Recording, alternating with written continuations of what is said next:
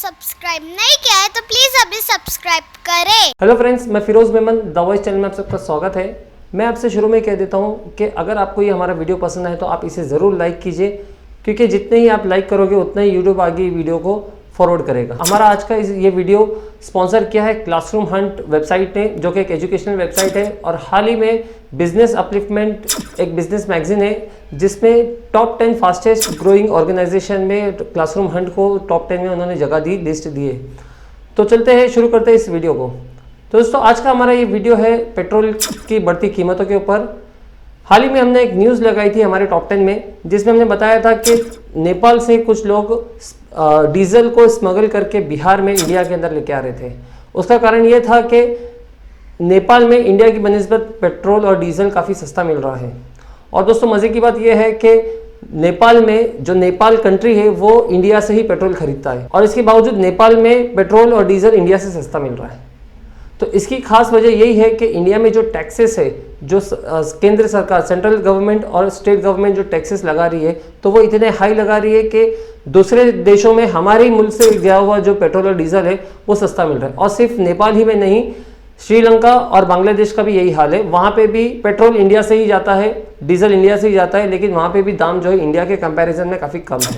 तो इससे सबसे पहले ये देखते हैं कि ग्लोबल मार्केट में, इंटरनेशनल मार्केट में डीजल और पेट्रोल की कीमतें किस तरह से अफेक्ट करती है। तो डीजल और पेट्रोल बनता है क्रूड ऑयल से। तो क्रूड ऑयल की कीमतें हर घड़ी ग्लोबल मार्केट में चेंज होते रहती है। जिस तरह से रेट ऊपर नीचे जाता है, इस तरह से पेट्रोल और डीजल के दाम भी जो है ऊपर नीचे होते रहते हैं। 2017 से पहले तक भारत सरकार, इंडियन गवर्नमेंट हर 15 दिन में पेट्रोल और डीजल के दामों को चेंज करती थी।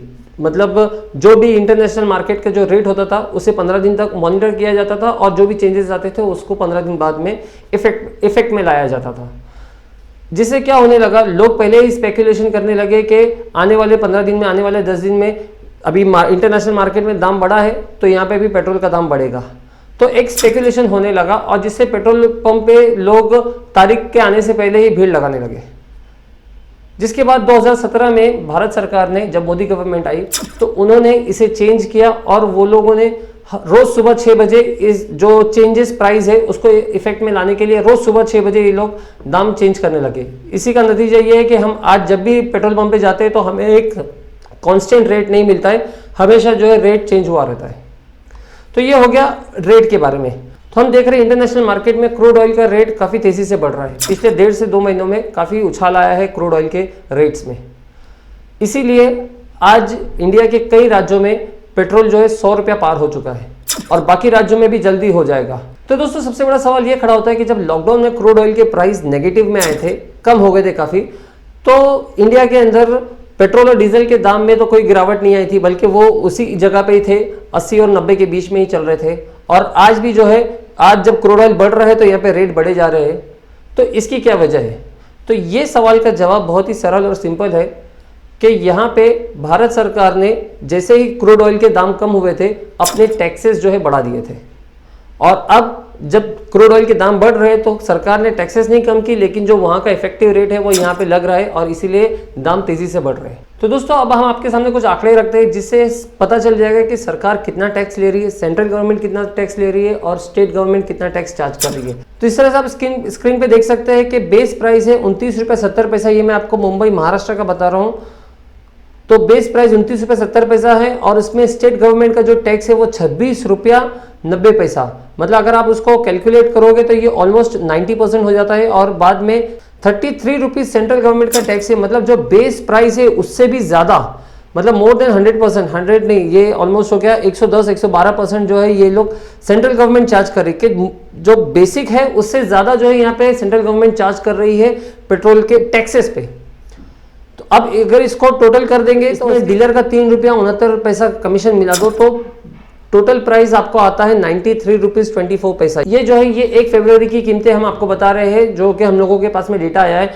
और ऐसे ही अगर आप स्क्रीन पे देखोगे, हर एक राज्य की अलग अलग है। तो यहाँ पे कई राज्यों में ज़्यादा भी लग रहा है टैक्सेस जिस तरह से, और कहीं पे कम भी लग रहा है। दोस्तों देखा आपने किस तरह से यहाँ पे सरकार मनचाहा टैक्स लगाकर मनमानी कर जो है यहाँ पे लोगों से पैसे ऐंठ रही है, अपना रेवेन्यू इकट्ठा कर रही है, अपना रेवेन्यू वसूल रही है। यहाँ पे लोगों की तो सरकार को पड़ी नहीं है। आदम ने सबसे पहले सेब नहीं, ये अमरूद खाया था। अब ये कितने का है? 400 रुपए। 400 रुपए, पूरे 400 रुपए का खरीदा है। महंगा कुछ नहीं मिला तो सस्ते कोई महंगा खरीद लिया। इंडिया में भी एक ट्रेंड चला है कि सस्ती चीज़ों को महंगा खरीदने से एक स्टैंडर्ड माना जाता है कि मैंने सस्ती चीज़ों को महंगे में खरीदा है तो ये मेरा एक स्टैंडर्ड है।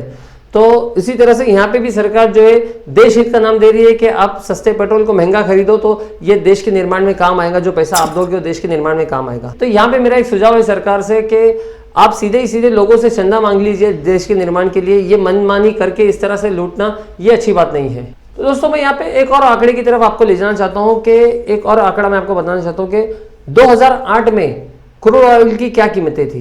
2008 में क्रूड ऑयल के दाम $140 प्रति बैरल, मतलब 140 प्लस थे पर बैरल, मतलब आज के दाम से 3 गुना ज़्यादा।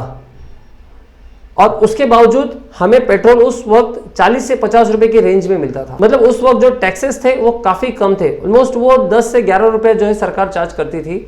और आज उसी टैक्सेस को जो है 3 गुना ज़्यादा बढ़ा दिया गया है, जबकि क्रूड ऑयल के दाम आज 3 गुना कम है। ये क्रूड ऑयल 62 से 66 रुपए के $62 से 66 पर बैरल ये अभी ट्रेड कर रहा है, जबकि अभी ज़्यादा हुआ है तो ये 62 से 66 रुपए है, $66 पर बैरल।